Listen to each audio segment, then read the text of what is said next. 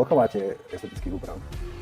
Ja nemám estetické úpravy. Žiadne? Mám jednu, ale to nechcete, aby som to tu ukazovala. Takže... A to by ste mohli. Nie.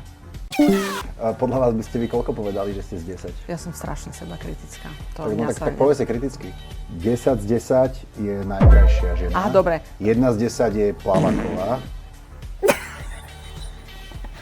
A že vy medzi najkrajšou ženou a Plávakovou ste vy podľa vás kde na tom spektre? Koľkatka? 10. Ozaj? No? Vy ste sa ma pýtali, že koľko som ja, teda z 10, podľa vy to ako vnímate? Asi 4, lebo ja vás nepoznám, akože... 4, prosím.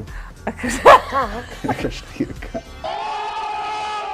Krajšia ako Plávaková, objektívne som krajšia ako Šimečková, objektívne som možno horšia ako Ale Angelina Šimečková Jolie. napríklad nevyzerá zle. Stará Šimečková? Nie Tá vyzerá otrasne. ale nie stará, mladá.